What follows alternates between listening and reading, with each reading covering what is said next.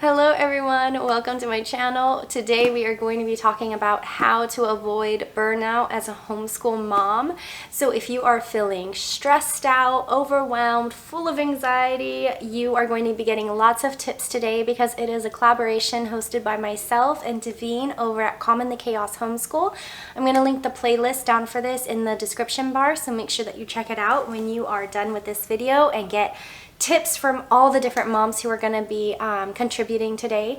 So I have, if you are new here, I have 4 kids ranging from 2 years old all the way to 19 years old, and I homeschool 2 of them. My oldest is graduated, and the 2-year-old, he's just around and doing things that toddlers do.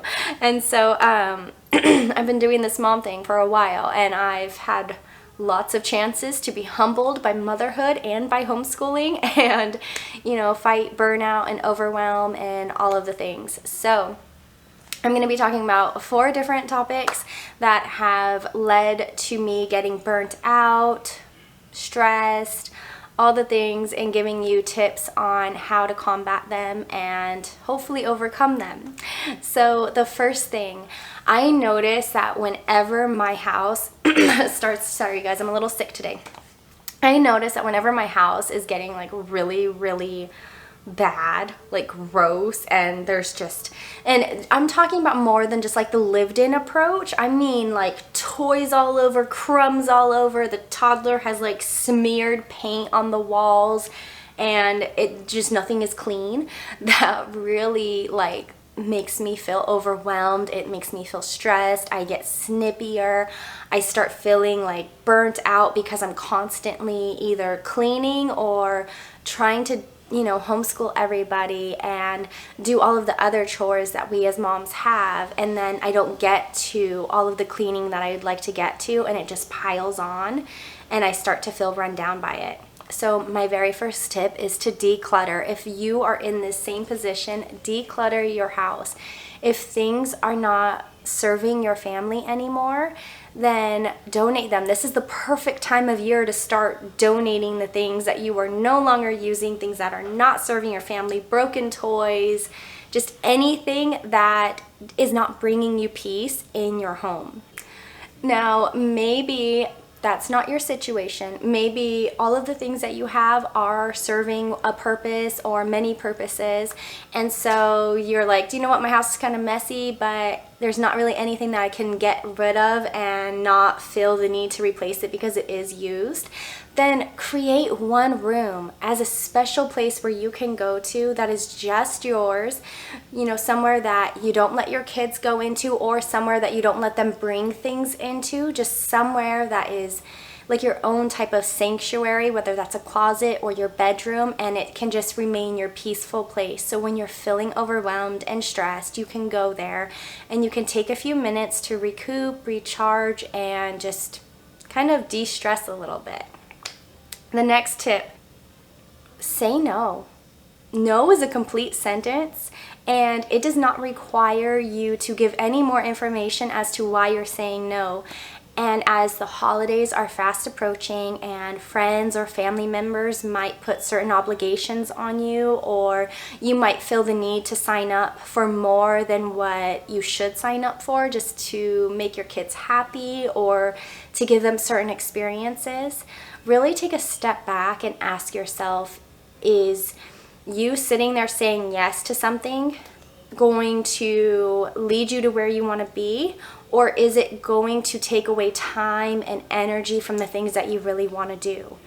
Sometimes saying no is the very best boundary that we can utilize as moms, because it allows us to really have the energy and the time for the things that really truly matter the most. And when you say no instead of yes, yes, yes, yes, and being a people pleaser all the time, you're creating that space for yourself to have peace and to have rest instead of running yourself into the ground and leading even more into the burnout mode.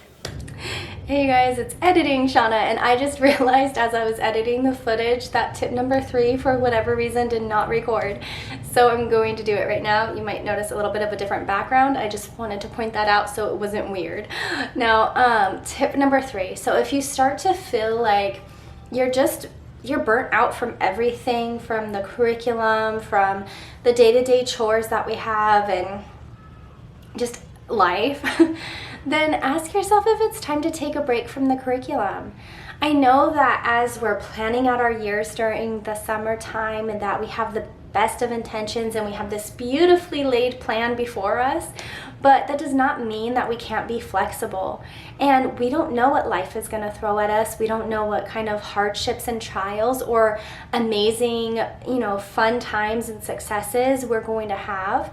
And so it's totally okay to take unplanned breaks throughout the year when you're just hitting that rough patch where you're like, I don't want to do this right now. Your kids may not want to do it right now. It's okay to take that break and to rest and to recharge and rejuvenate yourself. So then that way when you do come to it, you're coming to it in gladness, that you get to serve your family in this way and you get to pour into them, and you can really just prioritize all of the good things that are from homeschooling and that come from homeschooling, and all of the blessings that we get in this. So I think that was all I wanted to say on that tip. Now I'm going to change it to tip number 4 from the stuff that was already recorded. All right, tip number 4, and this is like if you are starting to feel like you are just go, always running around and doing things and you're not happy about it, this is the perfect time to take a step back, write out everything that you do, your extracurriculars, activities, appointments, just everything on the calendar, so you can really see what your month and your week and your day looks like as a whole. And then reassess, are there things that you want to take out? Are there things that you want to add in? Are there things that you want to keep in but you want to change how you do them? Maybe you can change some extracurriculars to times of the day where your husband can, take the kids to them and you can have a rest. But this is the perfect time of year to do this because everything is coming to a close. People are starting to go on their winter breaks. You're having more time on your hands. So this is the perfect time to really reassess your schedule and to pray over it. Take it back to the basics. Remember why you started homeschooling, why it's important to you. Who do you want your kids to be when they grow up? What kind of skills do you want to equip them for? What kind of things are important to your family? And see if the things that you have on your calendar on a daily, weekly, and monthly basis are all things that are contributing to your why and the things that are important to you. And if they're not, cut them out.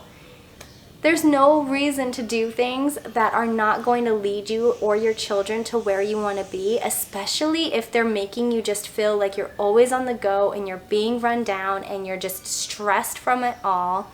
So I hope that these tips help you.